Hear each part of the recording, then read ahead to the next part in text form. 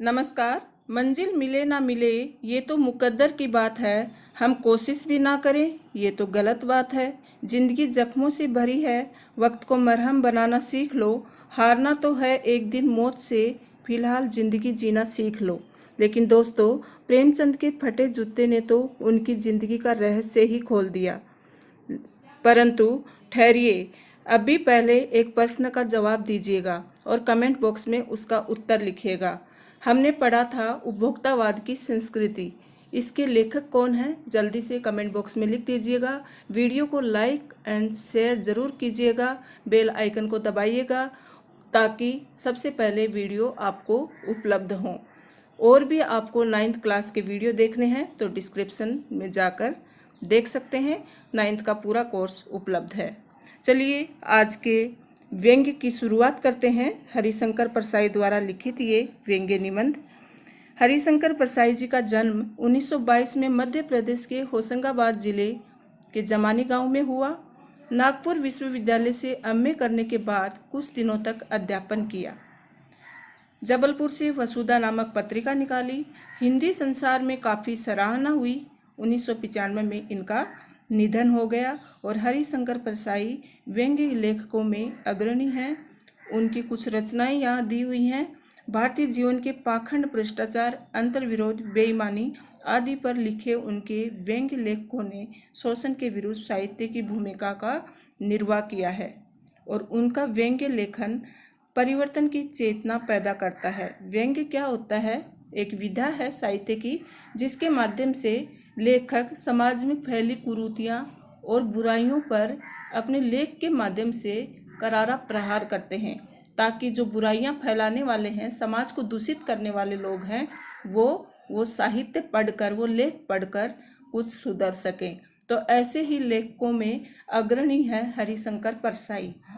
प्रेमचंद के फटे जूते लेख के माध्यम से उन्होंने उस समय की लेखकों की जो दुर्दशा थी उस पर व्यंग्य किया है कि प्रेमचंद अच्छे खासे लेखक, उपन्यासकार, कथाकार होते हुए भी उनके जूते फटे हुए क्यों हैं? जूते तो फटे हुए थे ही, ये भी उसमें दिखाया है कि उन्होंने फोटो बनवाते समय भी अपने जूते चेंज नहीं किए।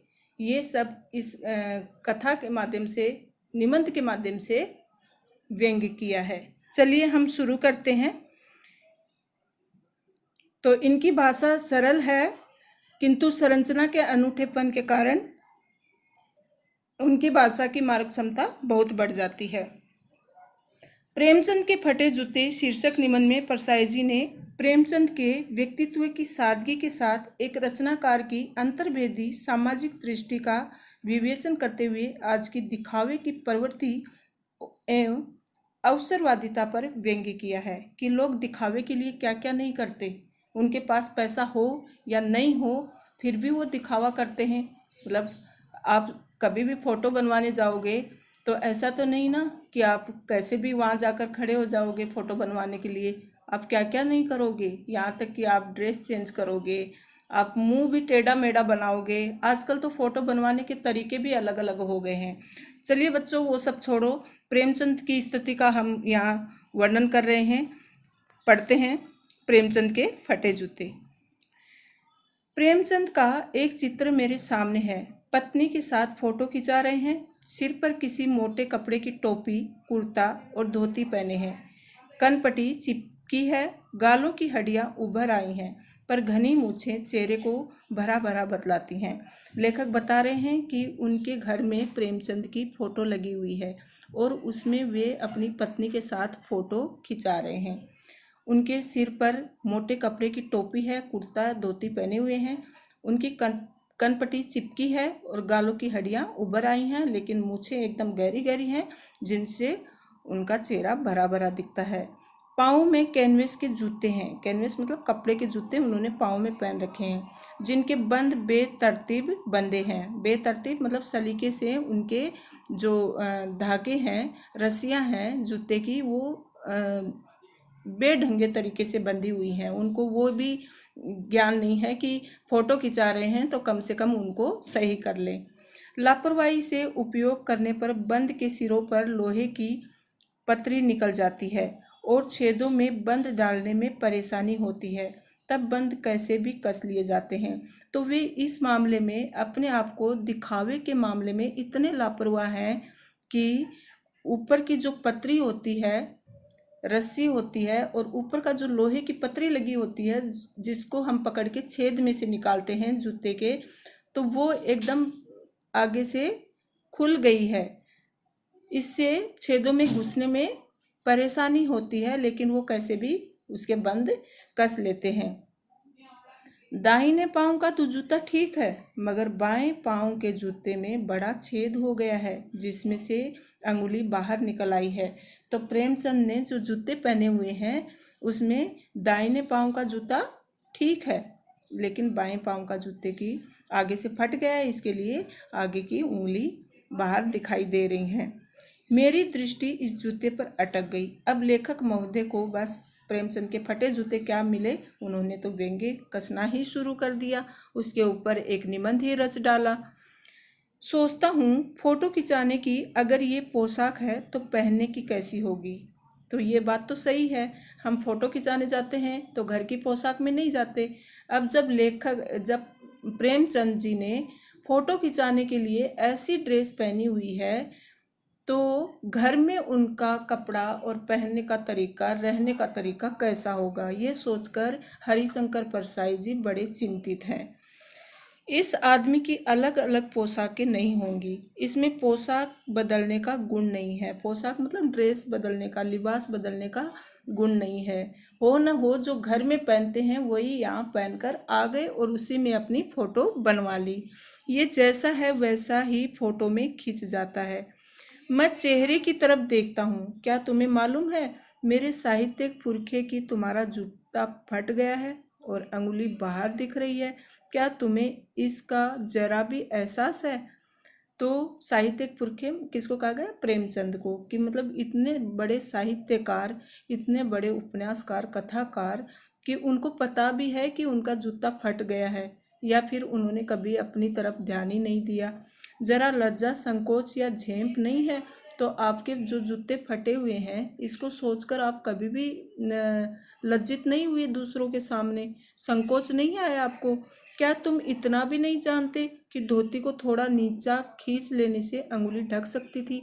तो धोती पहने हुए थे प्रेमचंद, तो कम से कम धोती को थोड़ा नीचे खींच लेते तो आपने जो जूते पहने हैं वो शायद वो फटा हुआ हिस्सा उसका छुप जाता था। मगर फिर भी तुम्हारे चेहरे पर बड़ी बेपरवाही, बड़ा विश्वास है, लेकिन तुम्हारे चेहरे पर जरा भी संकोच नहीं है इस बात को लेकर कि मैं फटे जूते में फोटो बनवा रहा हूँ। एकदम तुम तो बेपरवाह हो और एक आत्मविश्वास चेहरे पर झलक रहा है।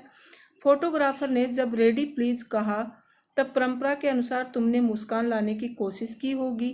जरूर फोटोग्राफर ने ऐसे कहा होगा रेडी प्लीज, और तुम दूसरों की तरह बाकी लोग जैसे मुस्कुराते हैं वैसे ही तुम भी मुस्कुराए होंगे।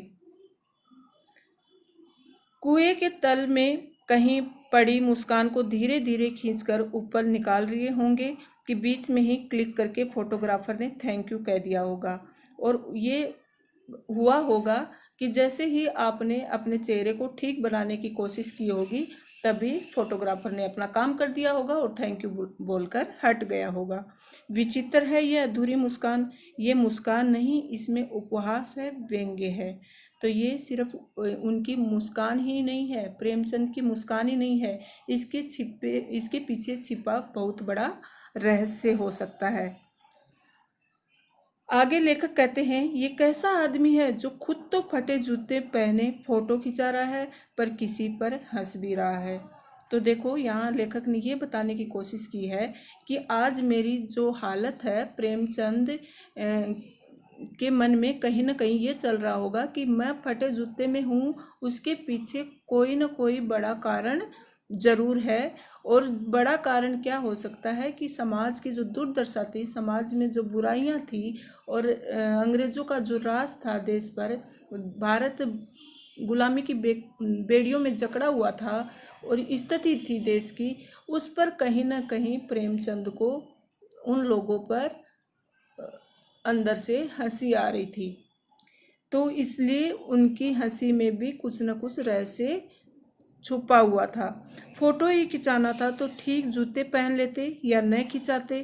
फोटो न खिंचाने से क्या बिगड़ता था। शायद पत्नी का आग्रह रहा हो। तुम अच्छा चल भाई कहकर बैठ गए होंगे।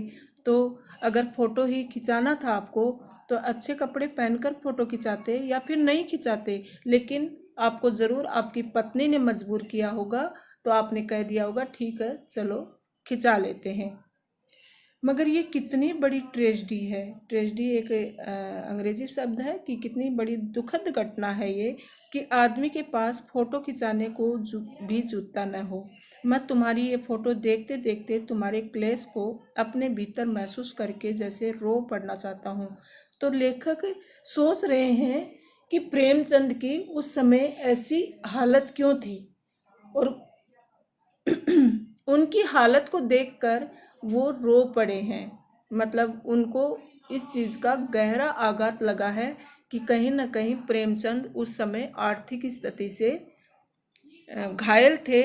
उनकी आर्थिक स्थिति अच्छी नहीं थी और वो लेखकों को उस समय कुछ मिलता नहीं था, लेकिन फिर भी लोगों में स्वतंत्रता के प्रति जागरूकता लाने के लिए वो लेख लिखते रहते थे, अपना कार्य करते रहते थे। तो उनकी ये हालत, उनकी ये दुर्दशा पर हरिशंकर परसाई जी को रोना आ रहा है। मगर तुम्हारी आंखों का ये तीखा दर्द भरा व्यंग्य मुझे एकदम रोक देता है। तुम फोटो का महत्व नहीं समझते। समझते होते तो किसी से फोटो खिंचाने के लिए जूते मांग लेते। आज की दिखावे की स्थिति पर व्यंग्य कर रहे हैं कि आज लोग अगर फोटो खिंचाने जाते हैं, उनकी स्थिति कितनी भी खराब हो, लेकिन वो किराए पर लेकर अपना हुलिया ठीक बनाकर ही फोटो खींचते हैं। मतलब लोग आज दिखावे की जिंदगी जीते हैं, हकीकत का सामना नहीं कर पाते हैं। वो लोग तो मांगे कि कोर्ट से वर दिखाई करते हैं। आप तो देखते ही हैं कि आजकल दूल्हा जो बनता है वो किराए पर शेरवानी या कोट पैंट भी लेकर आ जाते हैं और मांगे की मोटर से बारात निकालते हैं। फोटो खिंचाने के लिए तो बीवी तक मांग ली जाती है। अरे भाई, आज की स्थिति तो ये है कि लोग फोटो खिंचाने के लिए कोई अच्छी सुंदर बीवी को अपने पास बिठाकर फोटो खिंचा लेते हैं। फिर तुम तो जूता तक नहीं मांग सके। तो एक तरह से लेखक उस समय की स्थिति पर व्यंग्य कर रहे हैं और आज की स्थिति पर भी व्यंग्य कर रहे हैं कि आज के लोग कितने दिखावटी हैं, जबकि उस समय के लोग कितने सादगी से जीवन जीते थे और वहाँ उस समय की स्थिति कितनी खराब थी लेखकों की। वहाँ उस समय दुर्दशा कितनी खराब थी, फिर भी लेखक हार नहीं मानते थे और अपने फटे जूते में भी फोटो खिंचाने के लिए मजबूर हो जाते थे। कभी उस चीज़ को सोचते ही नहीं थे कि मैं किस हालत में हूँ। तुमसे जूते ही मांगते नहीं बने। तुम फोटो का महत्व नहीं जानते। लोग तो इत्र चुपड़ कर फोटो खिंचाते हैं जिसमें फोटो में खुशबू आ जाए। गंदे से गंदे आदमी की फोटो भी खुशबू देती है। तो देखो आज की स्थिति कैसी है कि लोग तो कितना भी गंदा हो लेकिन इत्र मारकर अपने आप को एकदम अच्छा इंसान सबके सामने साबित करना चाहता है। टोपी 8 आने में मिल जाती है। जूते उस जमाने में 5 रुपए से कम में क्या मिलते होंगे। जूता हमेशा टोपी से कीमती रहा है। अब तो जूते की कीमत और बढ़ गई है और एक जूते पर 50 टोपियां निछावर होती हैं। तुम भी जूते और टोपी के आनुपातिक मूल्य के मारे हुए थे, तो तुम्हें कम से कम जूता 5 रुपए का आता था तो खरीद कर उसको पहन सकते थे, फोटो खिंचा सकते थे। लेकिन भाई प्रेमचंद थे, वो तो लेखक थे, वो तो सिर्फ वास्तविकता ही दिखाना चाहते थे, वो नहीं दिखावे की ज़िंदगी जीना चाहते थे। तो लेखक ने ये बताने की कोशिश की है कि देखो प्रेमचंद इतने बड़े साहित्यकार होते हुए भी उन्होंने अपनी कोई भी अपने जीवन की दशा को छुपाने का प्रयास नहीं किया। ये विडंबना मुझे इतनी तीव्रता से पहले कभी नहीं चुभी जितनी आज चुभ रही है। जब मैं तुम्हारा फटा हुआ जूता देख रहा हूँ। तुम महान कथाकार, उपन्यास सम्राट, युग प्रवर्तक, जाने क्या क्या कहलाते थे, मगर फोटो में भी तुम्हारा जूता फटा हुआ है। मेरा जूता भी कोई अच्छा नहीं है, यूं ऊपर से अच्छा दिखता है, अंगुली बाहर नहीं निकलती, पर अंगूठे के नीचे तला फट गया है। अंगूठा जमीन से घिसता है और पैनी मिट्टी पर कभी रगड़ खाकर लहूलुहान भी हो जाता है। पूरा तला गिर जाएगा, पूरा पंजा छिल जाएगा, मगर अंगुली बाहर नहीं दिखेगी। तुम्हारी अंगुली दिखती है पर पाँव सुरक्षित है, मेरी अंगुली ढकी है पर पंजा नीचे घिस रहा है। तुम पर्दे का महत्व ही नहीं जानते और हम पर्दे पर कुर्बान हो रहे हैं। तो देखो, लेखक हरिशंकर परसाई जी ने कितना बड़ा कुठाराघात किया है कि लोग असलियत पर पर्दा डालकर घूमते हैं। इस पैराग्राफ के माध्यम से उन्होंने यही समझाया है कि तुमने हकीकत बयां की, लेकिन हम पर्दे से अपनी सारी चीज़ें ढक लेते हैं। तो ये वहाँ की उस समय की स्थिति का बयान देते हैं। तो आगे लेखक फिर व्यंग्य करते हैं। प्रेमचंद के लिए कहते हैं, तुम फटा जूता बड़े ठाठ से पहनते हो, ठाठ मतलब शान से पहनते हो, मैं ऐसे नहीं पहन सकता। फोटो तो जिंदगी भर इस तरह नहीं खिंचाऊं, चाहे कोई जीवनी बिना फोटो के छाप ही दे, चाहे मेरी बारे में जो जीवनी लिखने वाले हैं वो चाहे मेरी जीवनी बिना फोटो के ही छाप दे, लेकिन मैं ऐसी सूरत में तो फोटो कभी ना खिंचाऊं जो कि आपने खिंचा रखी है। तुम्हारी ये व्यंग्य मुस्कान मेरे हौसले पस्त कर देती है। मतलब तुम जो फिर भी मुस्कुरा रहे हो और ये तीखी मुस्कान के साथ एक व्यंग्य भरी मुस्कान तुम दे रहे हो, ये मेरे हौसले पस्त कर रही है, मतलब कहीं ना कहीं मुझे हरा रही है। क्या मतलब है इसका? कौन सी मुस्कान है ये? क्या होरी का गोदान हो गया? गोदान प्रेमचंद का प्रसिद्ध उपन्यास है और इसके पात्र का नाम है होरी। कभी आप पढ़ोगे तो आपको समझ में आएगा कि होरी का क्या रोल है। क्या पूस की रात में नील गाय हल्कू का खेत चर गई? क्या सुजान भक्त का लड़का मर गया क्योंकि डॉक्टर क्लब छोड़कर नहीं आ सकते थे? नहीं, मुझे लगता है माधो औरत के कफन के चंदे की शराब पी गया, वही मुस्कान मालूम होती है। तो ये सब उनकी रचनाएं हैं, सुजान भक्त, माधो औरत, पूस की रात और गोदान। तो इन रचनाओं को व्यक्त करते हुए हरिशंकर परसाई ये बताना चाहते हैं कि प्रेमचंद को आखिर हो क्या गया कि कौन सी रचना के लिए वो हंस रहे हैं। मैं तुम्हारा जूता फिर देखता हूँ कैसे फट गया, ये मेरी जनता के लेखक। हाय मेरी जनता के लेखक, कथा सम्राट, उपन्यासकार, आखिर ये जूता फटा कैसे? क्या किया था आपने ऐसा? क्या बहुत चक्कर काटते हो? क्या बनिए के तकादे से बचने के लिए मील 2 मील का चक्कर लगाकर घर लौटते हो? तकादे मतलब उसके तकाजे से बचने के लिए क्या मील 2 मील का चक्कर लगाते हो? चक्कर लगाने से जूता फटता नहीं, घिस जाता है, जैसे कुंभन दास का घिस गया था। कुंभन दास ने उनकी प्रसिद्ध पंक्तियां हैं, आवत जात पनैया घिस गई। पनैया मतलब देसी जूतियां होती हैं। तो कुंभन दास की तो हरि का नाम लेते लेते उनके हरि के दर्शन करने से कहीं कहीं वो जाते थे भगवान को देखने के लिए, उनके दर्शन करने के लिए, इसके लिए उनकी पनैया घिस गई थी। लेकिन आपके जूते कैसे फटे? और चलने से जूते घिस जाते हैं, फटते नहीं हैं। फिर वो कहते हैं, और ऐसे बुलाकर देने वालों के लिए कहा था, जिनके देखे दुख उपजत है तिनको करबो परे सलाम। चलने से जूता घिसता है, फटता नहीं, तुम्हारा जूता कैसे फट गया? मुझे लगता है तुम किसी सख्त चीज को ठोकर मारते रहे हो। कोई चीज जो परत पर परत सदियों से जम गई है, उसे शायद तुमने ठोकर मार मार कर अपना जूता फाड़ लिया। मतलब तुम्हें कोई ना कोई चीज बहुत खटकी है और उस पर तुम अपना जूता मारे हो, अपना पैर मारे हो, उसी से तुम्हारा जूता फटा है। कोई टीला जो रास्ते पर खड़ा हो गया था, उस पर तुमने अपना जूता आजमाया है। तुम उसे बचा कर उसके बगल से भी तो निकल सकते थे। तुम्हें क्या जरूरत थी उसका सामना करने की, किसी से टकराने की, किसी पर कुठाराघात करने की, किसी के बारे में इतना सोचने की? तो तुम्हें क्या जरूरत थी? यहाँ कवि ये कहना चाहते हैं कि लेखक जो है, प्रेमचंद जो थे, वो समाज में फैली बुराइयों को दूर करने में हमेशा लगे रहते थे। तो यहाँ टीला जो दिया है, ऊंचा टीला जिससे प्रेमचंद जी टकराए हैं और उनका जूता फट गया है, वो उसी पर व्यंग्य कर रहे हैं कि तुम्हें ज़रूरत क्या थी? जो जैसा समाज था वैसा पड़ा रहता, तुम्हें उसके बारे में ज़्यादा सोचने की आवश्यकता क्या थी? तो तुम उसके साइड से भी निकल सकते थे, उसके बगल से भी तो निकल सकते थे। टीलों से समझौता भी तो हो जाता है। सभी नदियां पहाड़ थोड़े ही फोड़ती हैं, कोई रास्ता बदल कर घूम कर भी तो चली जाती हैं। जैसे नदियां अपना रास्ता बदल लेती हैं, वैसे ही तुम भी अपना रास्ता बदल लेते। जरूरत क्या थी टीलों से समझौता करने की? तुम समझौता कर नहीं सके क्या तुम्हारी भी वही कमजोरी थी जो होरी को ले डूबी, वही नेम धर्म वाली कमजोरी। तो होरी क्या है ना, रिश्वतखोर नहीं था, ईमानदार था, वो समझौता नहीं कर सका, वैसे ही तुम भी समझौता नहीं कर सके, नेम धर्म पर चलने वाले हो, तुम्हारी तो ये कमजोरी है। तो नियमों को मानने वाले थे प्रेमचंद और समझौता करने वाले नहीं थे। ये उनकी दो विशेषताएं हरिशंकर परसाई ने व्यक्त की हैं। नेम धर्म उसकी भी जंजीर थी, मगर तुम जिस तरह मुस्कुरा रहे हो उससे लगता है शायद नेम धर्म तुम्हारा बंधन नहीं था, तुम्हारी मुक्ति थी।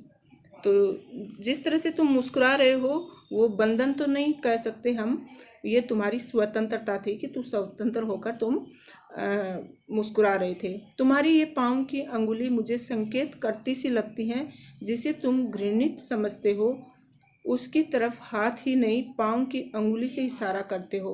तो तुम्हारी ये पाँव की उंगली है, मुझे ऐसे लगता है कि ये मुझे संकेत कर रही है कि तुम जिसे घृणित समझते हो उसकी तरफ हाथ ही नहीं पाँव की अंगुली से इशारा करते हो।